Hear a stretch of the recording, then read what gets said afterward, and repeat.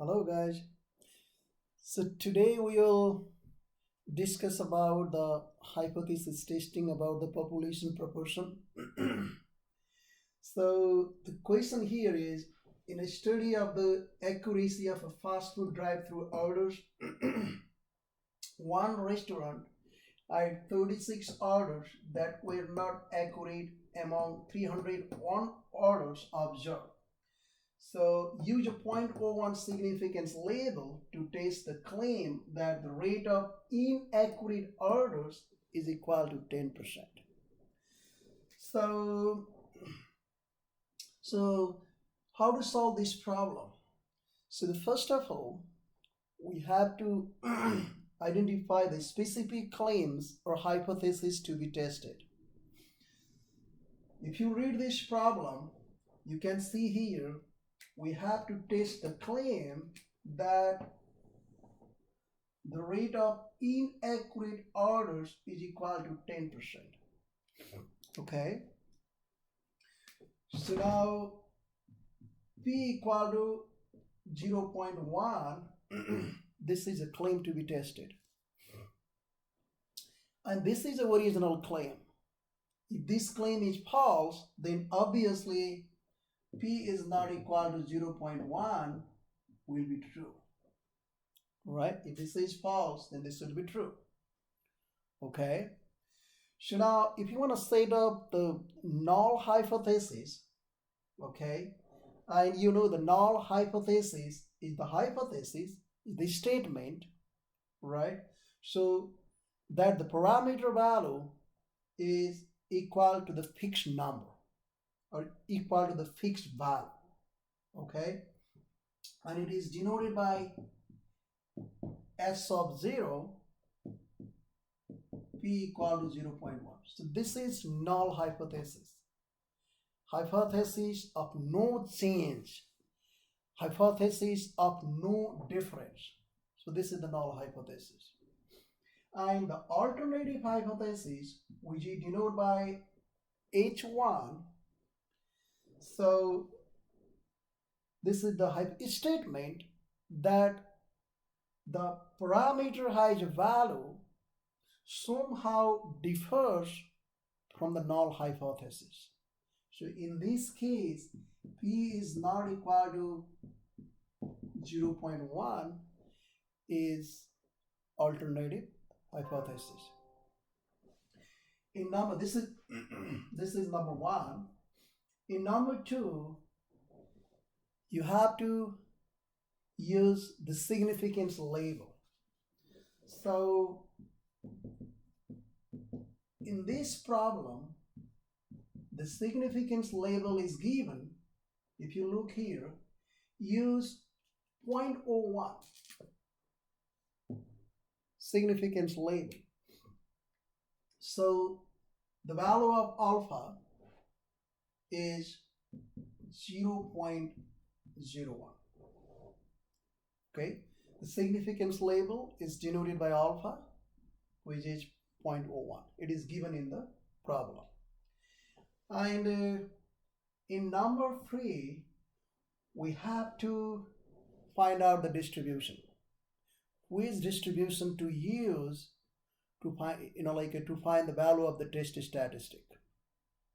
So in this problem, the claim P is not equal to 0.1, this is about the population proportion, right? So this is the population proportion. So we use the normal distribution. We use, right?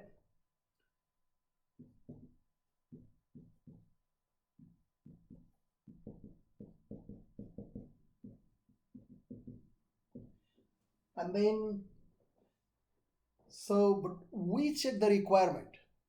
So the requirement here is n times P is greater or equal to 5 and n times Q is greater or equal to 5.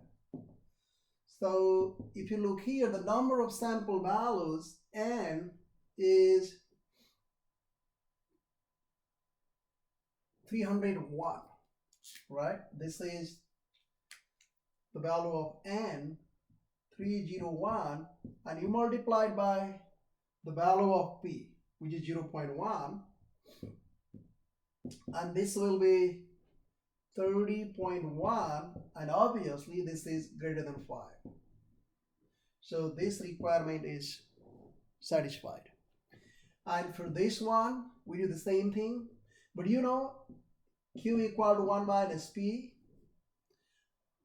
1 minus, you see the value of p is 0.1. So 1 minus 0.1, that will be 0.9, right? So now n times q is 301 times 0.9. If you multiply that, that will be 270.9, right? And this is obviously, this also greater than 5. Show that these requirements are satisfied. So we use the test statistics. Let me erase this one, okay.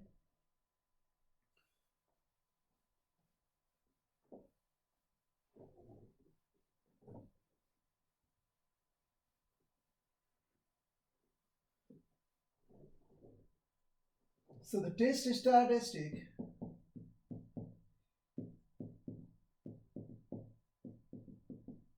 is going to be G equals P hat, which is the sample proportion, minus P over radical P Q over N. So this will be our test statistics, okay? And you know, the number of sample values is 301, and the number of success is 36, which is x equals 36.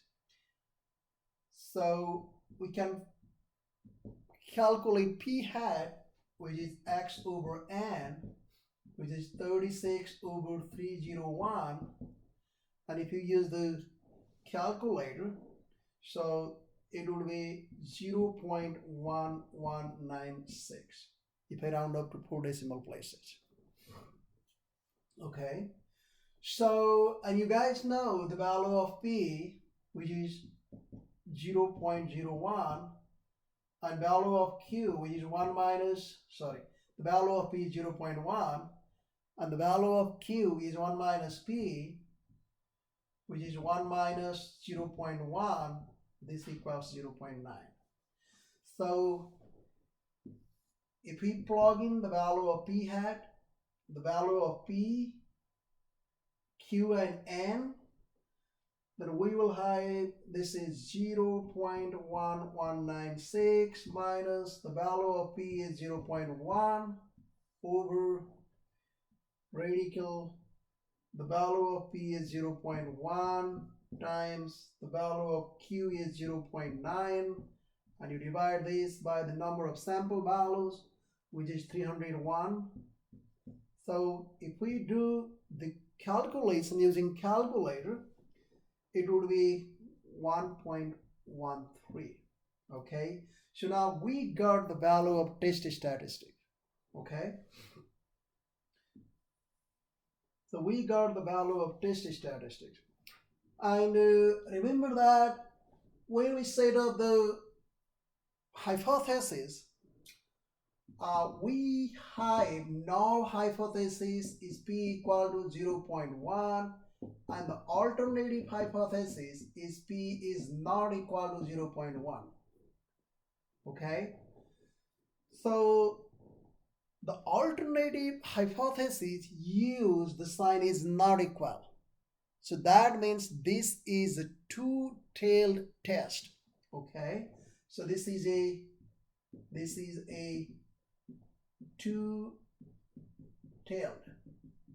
two-tailed test.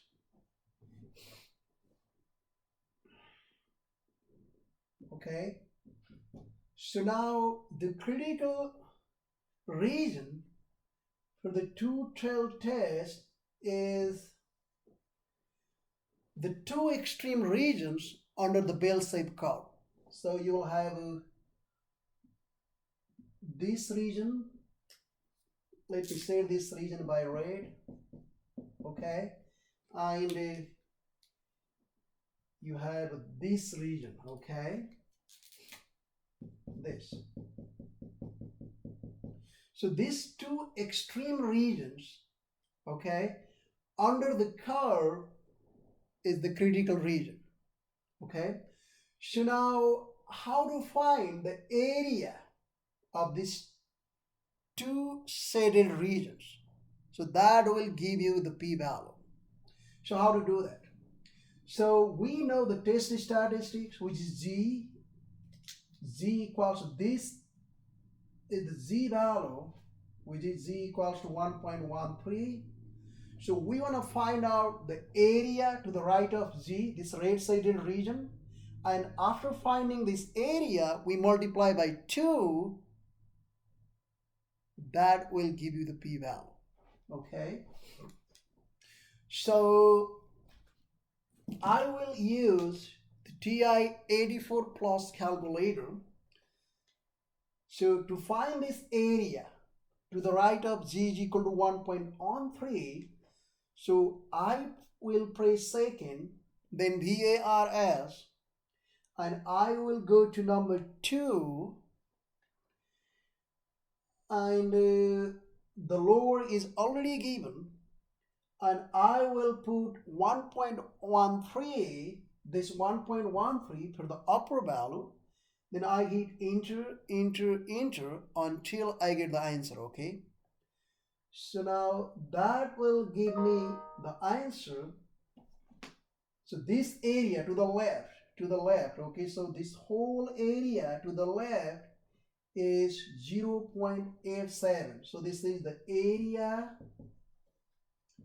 to the left of z equals to 1.13 is 0.87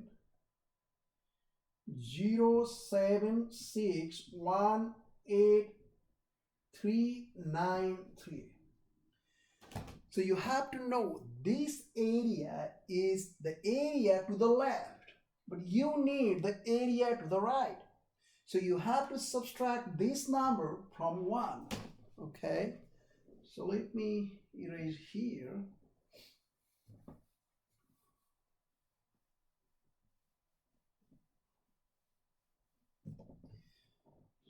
So the area we found here, this is the area to the left of z is equal to 1.13.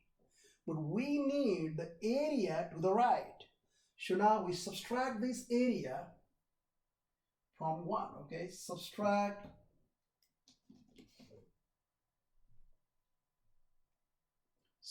this area from 1, which is 1 minus 0.8707618393. So that will give me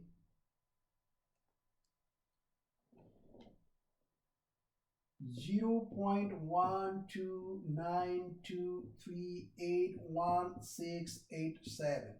Okay, so now the area to the right of z equals to 1.13, this area, okay guys, the red shaded area, okay, of the right extreme region, okay, so that will be 0. If I round up to, let's say, 4 decimal places, 1292, okay.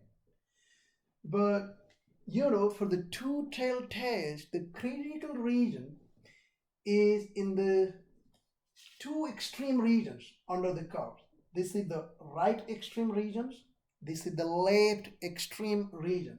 So now if you try to find the p-value here, this is a two-tailed test. You see the alternative hypothesis has the sign is not equal to, so that is the two-tailed test. So to find the p-value, you have to multiply this area by 2, okay?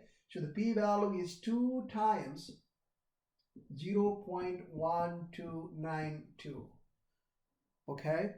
So now if we do that, So if you multiply this by 2, so that will give you 0.25847. Okay, so 0.2584, so you have a 0.1292, right?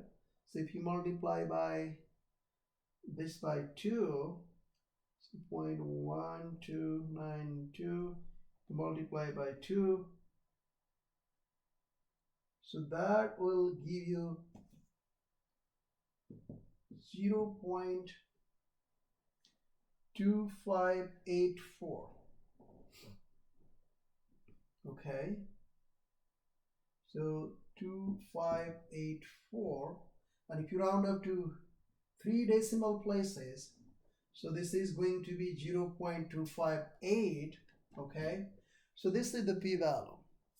And now, so if you want to make a decision,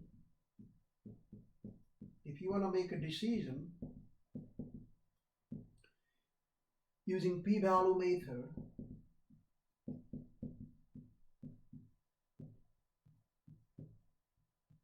okay,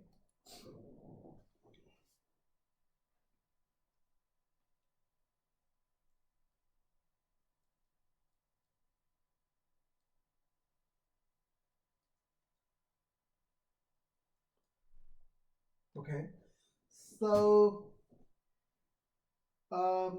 if p-value is less or equal to the significance label alpha, you reject null hypothesis as 0. If p-value is strictly greater than alpha, you fail to reject null hypothesis. Okay, so in this problem, the p-value is 0.258 and the significance level alpha is, so let me erase this. So we got the p-value, right? So we got a p-value and 0.258. Let me write down here.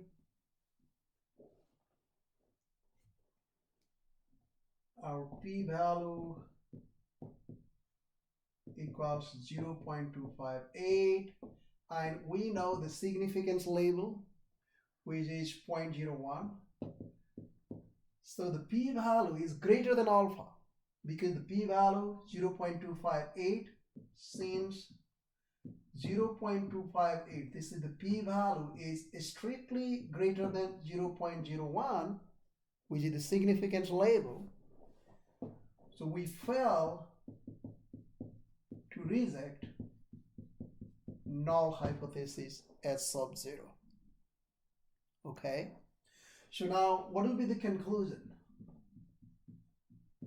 So the conclusion will be there is not significant,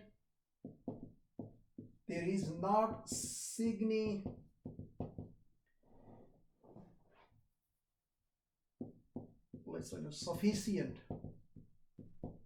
evidence to warrant rejection of the claim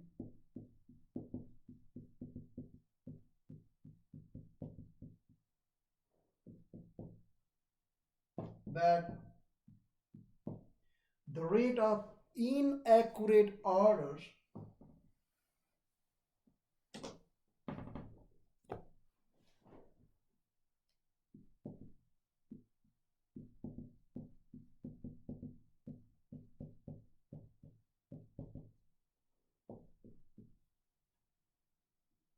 is equal to 10%. So this is the conclusion. Okay. Thank you guys for your patience.